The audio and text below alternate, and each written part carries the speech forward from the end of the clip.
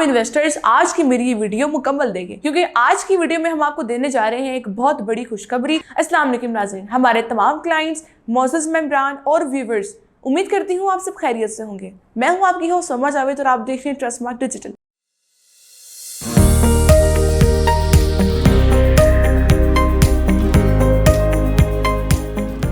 कोई भी housing project जब वो मार्केट में कदम रखता है तो जो डेवलपर उस प्रोजेक्ट को डेवलप कर रहा होता है, उनकी कोशिश ये होती है कि उस प्रोजेक्ट को जितना जल्दी हो सके उसका एनओसी क्लियर करें और उसके बाद उस प्रोजेक्ट को डेवलप करें। तो ठीक वैसे ही अगर बात की जाए किंगडम वैली इस्लामाबाद की, तो किंगडम वैली इस्लामाबाद ने अपने जितने भी उनकी जो लीगल डॉक्यूमेंटेशन था, यानी कि जिसका एनओसी था, उन्होंने उस एनओसी को बाकायदा तौर पर फाटा से और नया पाकिस्तान हाउसिंग स्कीम से जो है अप्रूव करवाया लिया गया। तो जिसकी वजह से जितने भी क्लाइंट्स, जितने भी इन्वेस्टर्स ने उस हाउसिंग प्रोजेक्ट में इन्वेस्टमेंट करनी थी, उनका एतमाद इस प्रोजेक्ट के हवाले से बढ़ गया। क्योंकि बाकी भी अगर जितने भी हाउसिंग प्रोजेक्ट्स हैं, जब वो हाउसिंग प्रोजेक्ट एनओसी अप्रूव हो जाता है तो उसके बाद जो क्लाइंट होता है, जो इन्वेस्टर होता है,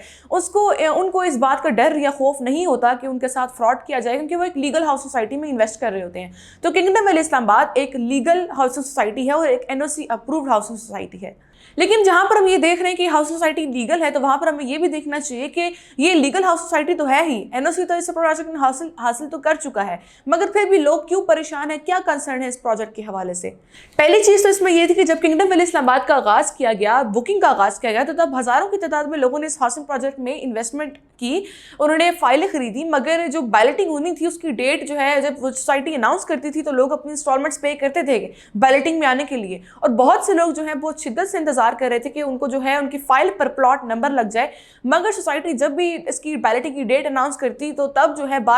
हर बार जो है इस डेट को एक्सटेंड कर दिया जाता, जिसकी वजह से तमाम क्लाइंट्स इन्वेस्टर्स परेशान हो जाते थे कि हमने अपनी इंस्टॉलमेंट्स को इन हालात में भी अपनी जो है इंस्टॉलमेंट्स क्लियर की है, मगर फिर भी सोसाइटी बैलेट नहीं कर रही, इसके पीछे क्या रीज़न है। अब जो बैलेटिंग होनी थी 28 मई को, वो 28 मई के बजाय की जा रही है 22 जून को। तो अब ये फाइनल नोटिफिकेशन जारी किया गया है। तो अब जो बैलेटिंग की डेट फिर से एक बार एक्सटेंड कर दी गई है, जो कि पहले 28 मई को होनी जा रही थी, तो अब वो 28 मई की बजाय की जा रही है 22 जून को। तो अब इसमें जो है अभी एक हमारी तरफ से एक मैसेज है किंगडम वैली इस्लामाबाद की मैनेजमेंट को कि अब मजीद इस डेट को एक्सटेंड ना किया जाए, क्योंकि हमारे क्लाइंट्स ने कुछ ने हमारी तरफ से हमारे थ्रू इन्वेस्टमेंट की या फिर कुछ ने किसी और के थ्रू इन्वेस्टमेंट की, तो उन लोगों ने इन्वेस्टमेंट कर रखी है, उन्होंने फाइलों की अपनी जो जितनी भी इंस्टॉलमेंट्स उन्होंने अपनी पे कर दी है, तो वो इंतजार कर रहे हैं कि कब उनकी फाइल पर प्लॉट नंबर लगेगा, कब उनकी फाइल जो होंगी बैलेटेड होंगी। तो इसी तरह से जो है बहुत से कुछ रीजंस थी बैलेटिंग की एक्सटेंड करने की, उसकी डेट को डिले करने की। पहले तो एक तो बड़ी रीज़न जो सामने आती है वो ये है कि मुल्क के जो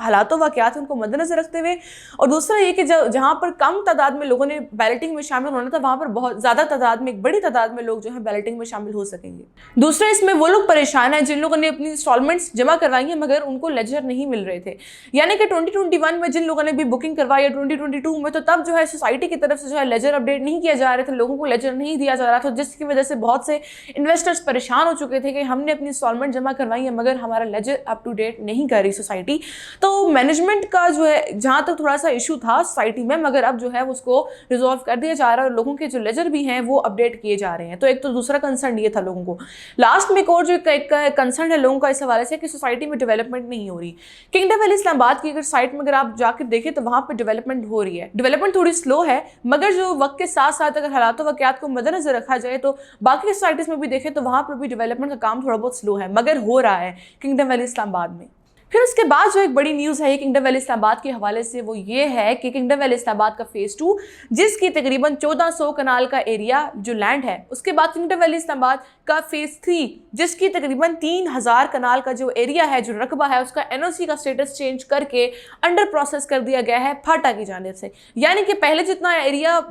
उनका जो था अप्रूव था एनओसी से, जिसकी वजह से बहुत से लोगों को एक कंसर्न थे कि अभी तक बहुत कम लैंड जो है इनका एनओसी है, मगर अब इनके पास मजीद लैंड का भी ज़्यादा बड़े हजारों कनाल के जो एरिया का जो लैंड है, वो एरिया है, उसका भी जो एनओसी का जो है वो अप्रूवल दे दिया जाएगा। अभी अंडर प्रोसेस है, जिसकी डॉक्यूमेंटेशन वगैरह सबमिट करवा चुके हैं, मगर बहुत जल्दी इसकी न्यूज़ आपको आ जाएगी सुनने में कि इनका जो तकरीबन 4400 कनाल का जो एरिया है किंगडम वैली इस्लामाबाद का, वो आपको एनओसी अप्रूव नजर आएगा फाटा से। तो ये तमाम इन्वेस्टर्स जिन्होंने भी किंगडम वैली इस्लामाबाद में इन्वेस्टमेंट कर रखी है उनके लिए बहुत बड़ी खुशखबरी है। इसलिए अब